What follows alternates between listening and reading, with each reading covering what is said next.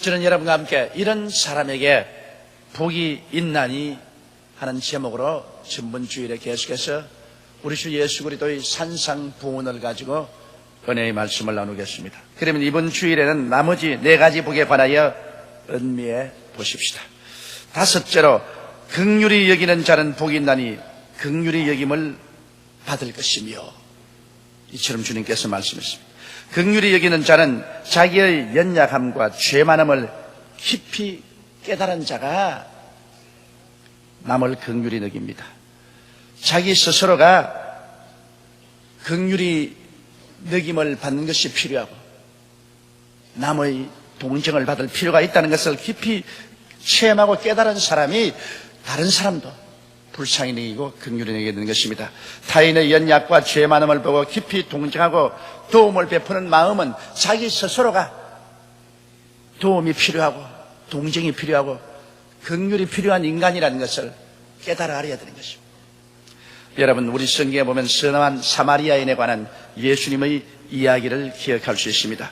한 사람이 예루살렘을 떠나 여리고로 가다가 사마리아에서 강도를 만나 많이 얻어맞아 피투성이가 되고 있는 것 다 빼앗기고 벌거벗은 채 피투성이가 되어 죽어가고 있었습니다. 그런데 그 길로 제사장이 한 사람 지나가다가 이 사람을 보고는 고개를 설레설레 흔들고 음이 꾸짖고 지나가셨습니다. 그것은 제사장은 율법의 수호자입니다. 율법을 가지고서 사람들을 바라볼 때는 언제나 사람들의 잘못한 점과 결점만 보입니다. 율법은 그것을 심판하기 위해서 주어졌지, 율법은 사람에게 동정이나 사랑이나 자비를 베풀기 위해서 주어진 것은 아닙니다. 그렇기 때문에 제사장은 율법의 수호자로서 율법의 자를 가지고 이 도정 맞는 사람을 세우고 그 사람을 꾸짖고 심판하고 그리고 지나가 버리고 말았습니다. 율법은 사람을 구원하지 못합니다. 율법은 사람을 정죄하고 형벌받게 하지만은 율법은 사랑이나 동정이나 긍휼을 베풀지 못합니다. 그렇기 때문에 제사장은 지나갔습니다. 그 뒤에 레위인 한 사람이 왔는데 이 레위 한 사람은 종교적인 의식을 집행하는 사람인 것입니다. 여러분, 종교란 한 의식을 집행하는 이상 종교는 사회에 대해서 무관심합니다. 다른 사람이 잘 살든 못 살든 병들든 굶어 죽든 버림을 당하든 상관하지 않습니다. 자기적인 종교적 의식만 집행하면 된다고 생각합니다. 그러므로 레위인은 피투성이가 된 사람을 난 다음에는 무관심하고 그냥 지나가 버리고 말았습니다. 그러나 이 성경에 보면은 사마리아인 한 사람이 여행을 하다가 이 사람을 보고는 그가 빨리 가까이 와서 말에서 나리어 그 상처에 기름을 붓고 포도주를 붓고 그리고 붕대로 잘 묶어서 그 사람을 짐승에 태워 주막에 데려가서 상처가 나도록 돌보아주고 그가 여행을 떠나면서는 언전 두 입을 내주면서 이것으로 이 사람을 가호해 주십시오. 부비가 더들면 내가 올 때 이 사람을 위해서 든 부비를 갚아주겠습니다. 그리고 떠났다는 것입니다. 예수님 말씀하기를 이 세 사람 중에 누가 참된 이웃이 되겠냐고 말했습니다. 여러분, 우리에게 사랑과 동정과 긍휼을 베풀어 주는 자가 참 이웃입니다. 우리를 심판하는 자, 우리에게 무관심한 자가 우리의 참 이웃이 될 수는 없습니다. 여러분, 우리가 긍휼히 여기고 살아야 우리도 긍휼히 여김을 받습니다. 평소에 남을 긍휼히 여기지 않은 자가 나중에 자기가 긍휼히 여김을 필요할 때 그때 와서 동정을 구한들 무슨 소용이 있겠습니까? 성경에 주님께서는 긍휼히 여기는 자는 복이 있나니 저희가 긍휼히 여김을 받을 것이라 했습니다. 심은 대로 우리는 거둡니다. 자기가 긍휼이 필요할 때 긍휼을 받게 되는 이유는 남에게 일찌감치 긍휼을 베풀이기 때문에 그런 것입니다. 야고보서 2장 13절에 긍휼을 행하지 아니하는 자에게는 긍휼 없는 심판이 있으리라. 긍휼은 심판을 이기고 자랑하느니라고 말한 것입니다. 또한 성경에 주님께서는 우리가 우리에게 죄 지은 자를 용서해 준 것처럼 우리의 죄를 용서해 주옵소서라고 기도하라고 했습니다. 내가 남에게 긍휼과 자비와 동정과 사랑과 용서를 베풀지 않고 남에게 그와 같은 것을 받으려고 한다면 이것은 어리석은 일인 것입니다. 그러므로 주님께서는 긍휼히 여기는 자는 복이 있나니 긍휼히 여김을 받을 것임이라고 말한 것입니다. 인생 사는 것은 내일을 알 수가 없습니다. 내가 절대 남에게 도움이 필요하지 않고 남에게 긍휼이 필요하지 않고 할 사람은 아무도 없습니다. 짧고 긴 인생을 살아가는 동안에 수많은 일에 나도 남의 긍휼이 필요하고 동정이 필요하고 사랑이 필요할 때가 오는 것입니다. 그를 위해서 여러분은 일생을 살면서 많은 긍휼의 씨앗을 심고 살게 되시기를 주의 이름으로 축원합니다. 여섯 번째, 주님께서는 마음이 청결한 자는 복이 있나니 저희가 하나님을 볼 것임이라고 말한 것입니다. 이 세상에 사는 사람들은 모두 다 두 가지 종류의 마음을 가지고 있습니다. 믿기 전의 마음과 믿은 후의 마음인 것입니다. 믿기 전의 마음은 죄와 허물로 더러워진 마음인 것입니다. 에베소서 2장 1절로 3절에 보면 너희 허물과 죄로 죽었던 너희를 살리셨도다. 그때 너희가 그 안에서 행하여 이 세상 풍속을 쫓고 공중의 권세 잡은 자를 따랐으니 곧 지금의 불순종의 아들들 가운데서 역사하는 영이라. 전에는 우리도 다 그 가운데서 우리 육체의 욕심을 따라 지내며 육체와 마음의 원하는 것을 하여 다른 이들과 같이 본질상 진노의 자녀였더니라고 말하고 있습니다. 여러분, 불순종하는 마음, 불신앙하는 반역의 마음을 우리는 옛날에 다 가지고 있었습니다. 우리는 하나님께 대해서 전적 불순종하고 불신앙했어요. 하나님이 있는 것조차 인정하지 않았습니다. 반역하는 마음을 가지고 있었습니다. 그리고 이 세상 풍속을 쫓는 마음, 세속적인 마음을 가지고 살았습니다. 세상 풍속만 마음에 꽉 들어차고 이 세속만 꽉 들어차서 위를 바라보는 눈은 전혀 없고 세상만 바라보고 땅만 바라보고 썩어질 것만 취하면서 이 세상에서 우리가 살아왔었습니다. 그리고 우리의 마음이란 육체의 욕심에 완전히 포로가 되어 살았습니다. 육신의 정욕, 안목의 정욕, 이 세상 자랑에 끌려가며 사는 마음이었습니다. 마음은 완전히 하나님의 법으로부터 고삐가 풀려서 음탕하고 방탕한 대로 끌려갔었습니다. 공중의 권시합은 마귀의 영이 우리 마음을 점령하고 살았었습니다. 그러므로 우리는 본질상 버림받은 마음이요, 하나님 진노의 대상이 된 마음이요, 심판을 받아야 될 그런 마음을 가지고 옛날에 우리는 살았습니다. 그러나 우리가 예수 그리스도의 십자가 앞에 나와서 보배로운 피로 우리 마음의 죄와 허물을 씻고 예수를 구주로 모시고 난 다음 우리는 우리 마음이 큰 변화를 받게 된 것입니다. 믿은 후의 마음은 죄와 허물을 용서받은 마음, 즉 청결한 마음을 얻게 된 것입니다.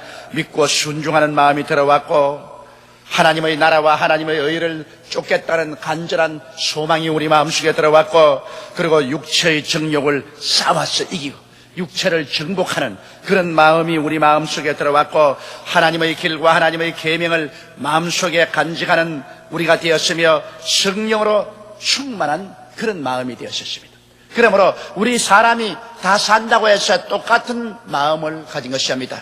그 사람의 마음이 어떠하면 그 사람의 인격도 그러하다고 말하는 것입니다. 이 세상에 불신앙의 마음을 가진 자는 어찌할 수 없이 인격적으로 하나님께 반역된 삶을 삽니다. 그러나 이 세상에서 예수를 믿고 구원을 받으면 하나님께 순종하고 믿고 사는 선량한 마음으로 변화되게 되는 것입니다. 그러므로 마음이 청결한 자는 복이 있다고 한 것은 이와 같은 마음에는 하나님이 임재하시고 하나님의 계시가 가득히 임하여서 하나님을 체험하게 됩니다.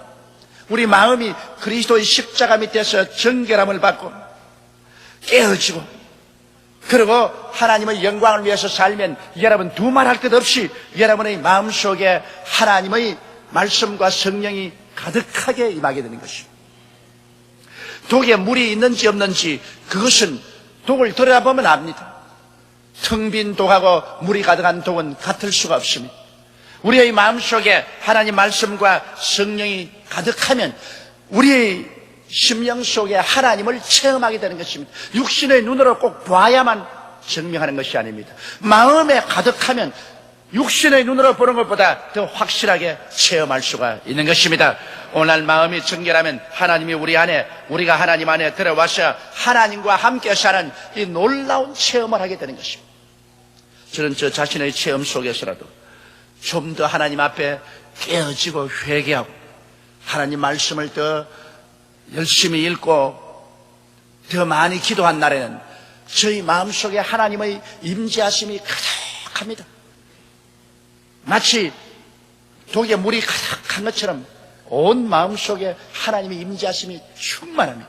그러나 말씀 읽는 것을 등한히 하고 좀 기도하기를 게을리하고 좀 세속적인 것을 갖게 되면 그 마음이 텅 비기 시작하는 것입니다.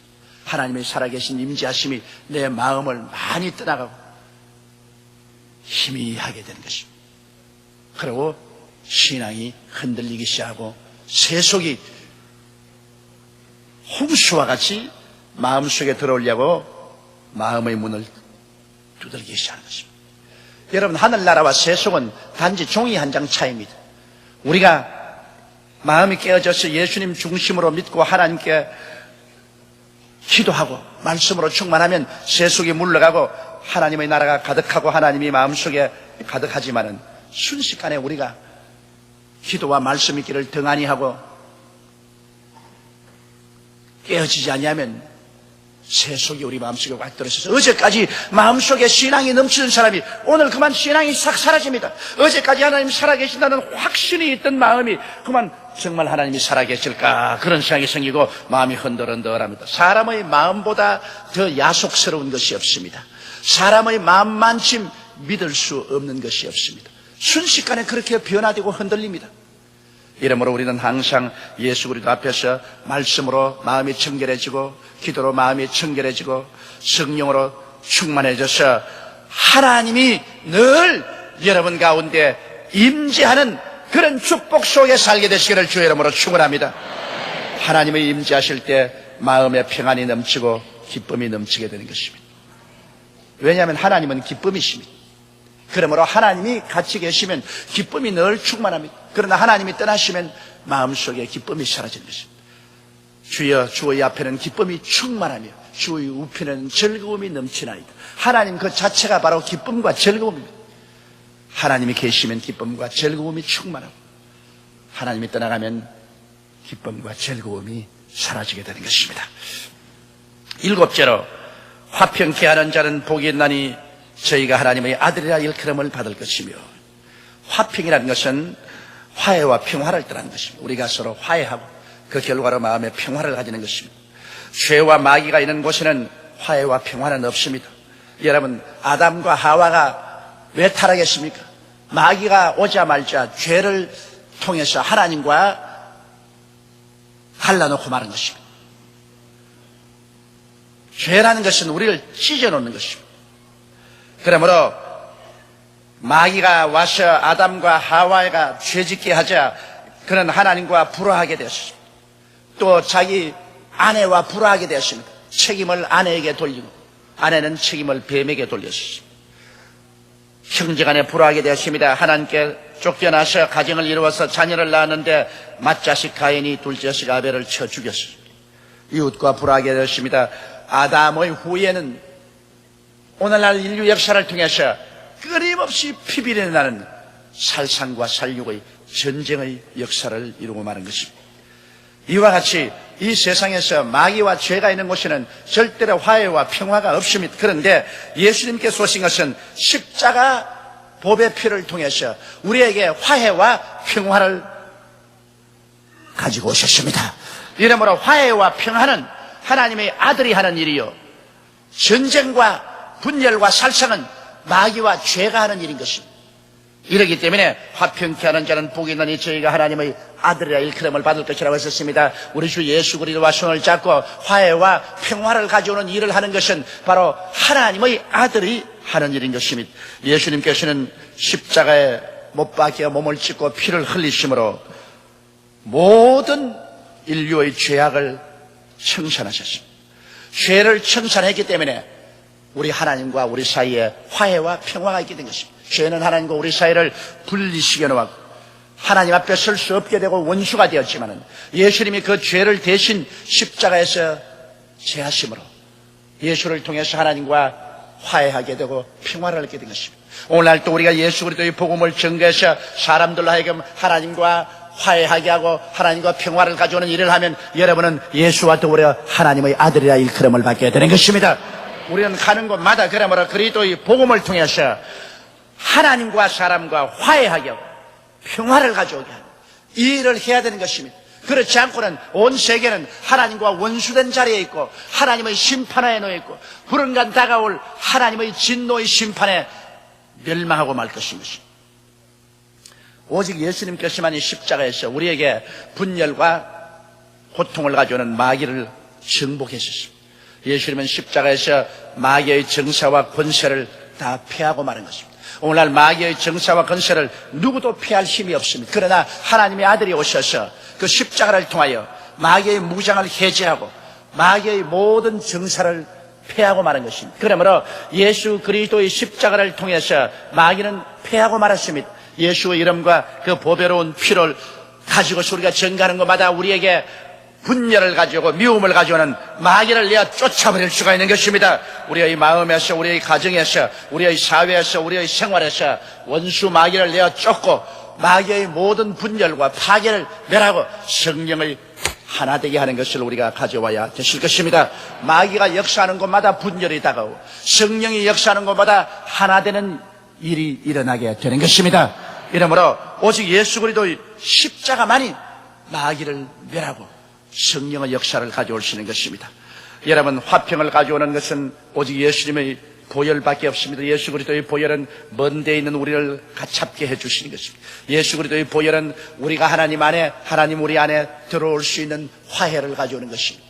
예수 그리스도의 보혈은 모든 미움과 분열을 다 박멸한 것입니다. 우리가 그리스도의 보혈을 더욱 의지하고 그리스도의 보혈을 더 찬미하고 그리스도의 보혈을 더 믿는다면 보혈의 능력으로 모든 원수된 것이 사라질 수 있는 것입니다. 물론 시간이 걸릴는지 모르겠지만 보혈은 우리를 화목케 하는 위대한 능력이 있습니다. 그렇기 때문에 여러분, 예수 그리스도가 그 피를 흘리심으로 말미암아 하나님과 우리와 화목하게 하고 우리와 이웃과 우리와 세계화를 화목케 하려고 하시는 것입니다.